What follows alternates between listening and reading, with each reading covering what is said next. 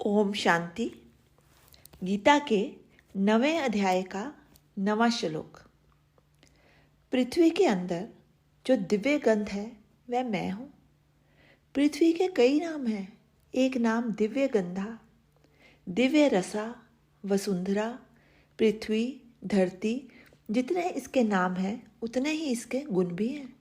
अनेक प्रकार के रस दिव्य रस है समाये हुए हैं। ये अनेक प्रकार के रस वनस्पतियों को मिलते हैं।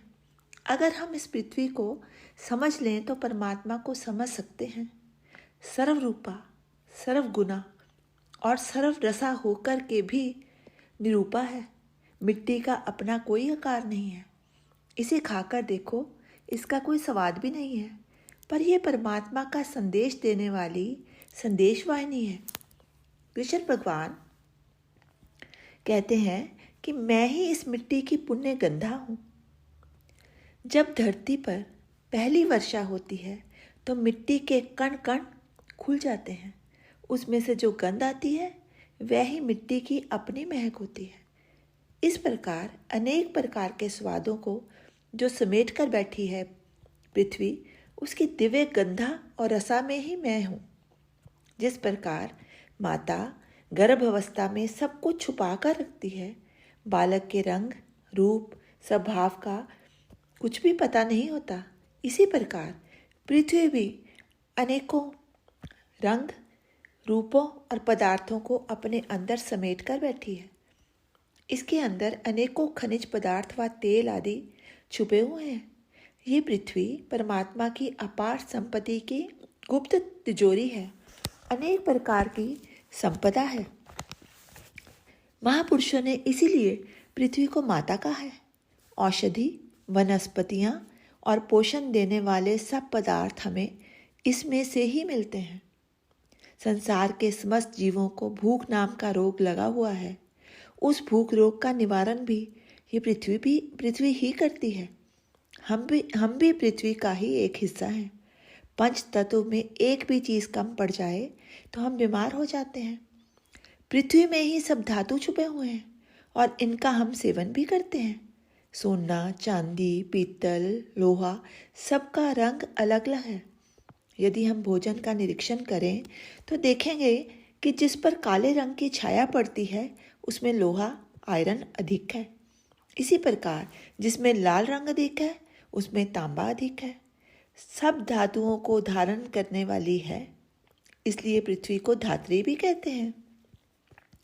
भगवती भी पृथ्वी का ही नाम है। अनंत हाथों वाली देवी पृथ्वी धरती है। अनंत भुजाओं वाली संसार के समस्त जीवों के अनंत हाथ पैर इस देवी के हाथ पैर हैं। इस प्रकार परमात्मा अनंत हाथ वाला है। हे मनुष्य, जब उसकी कृपा होगी और वह अनंत हाथ वाला तेरे को देने पे लगेगा तो तू कितना ले सकेगा? तू तो 2 हाथ वाला है, और यदि वो अनंत हाथ वाला तुझे देने पे आएगा तो तू कितना थाम सकेगा? अपने 2 हाथों से पृथ्वी ने जो 2 हाथ तुमको दिए हैं उसमें चेतना परमात्मा ने ही दी है। प्राण नहीं तो देह नहीं, किस काम की? प्राण नहीं तो देह किस काम की? पृथ्वी को परमात्मा की अर्धांगिनी कहा है। पृथ्वी और परमात्मा दोनों मिलकर ही जीवन है। पृथ्वी ना हो तो परमात्मा ना हो। पृथ्वी में चेतना परमात्मा ही देता है। इसलिए पृथ्वी को माया और जड़ भी कहा है। परमात्मा की चेतना जब प्रवेश करती है तो प्राण आते हैं। परमात्मा चेतना है, प्राण है। ब्रह्मांड रूपी रेल के डिब्बों में चेतना का इंजन है। परमात्मा कृष्ण भगवान सारे संसार को ज्ञान देना चाहते हैं। ब्रह्मांड रूपी रेल के डिब्बों में चेतना का इंजन है परमात्मा। कृष्ण भगवान सारे संसार को ज्ञान देना चाहते हैं, पर ज्ञान लेने वाले की उम्र और मर्यादा कम है। परमात्मा अनंत ज्ञानी है, जिसने हृदय पूर्वक सतत सेवा की, अपने को पूर्ण रूप से समर्पित कर दिया, जो किसी से कुछ नहीं छीनता। त्याग करने के लिए मानसिक तैयारी ज़रूरी है। सेवा का व्रत ले लिया तो समर्पित भाव से सेवा करो ना। जैसे जब वृक्ष फल का त्याग कर देता है, वृक्ष के पक्के फल में जो मिठास होती है वह खुद तोड़ करके पकाए फल में नहीं होती है। जो खुद दिया जाता है उसमें मंगल भावना होती है। जो समर्पण की भावना आ जाती है तो मनुष्य के जीवन में भी परिवर्तन आ जाता है। इस संसार में जो तेज है वो मैं हूँ।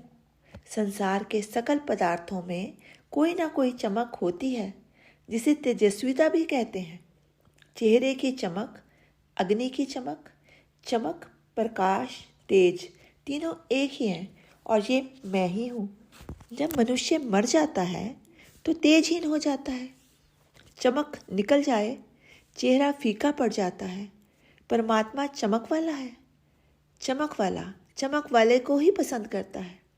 ज्ञान बुद्धि की चमक, ज्ञान द्वारा अपनी बुद्धि की चमक बढ़ाना है। आत्मा को जो परमात्मा का अंश है और सबके अंदर सूक्ष्म स्थान में है उसे चमकाना है। परमात्मा इस आत्मा की चमक को किसी किसी को ही देता है जो उसके योग्य होता है। ओम शांति। शेष कल।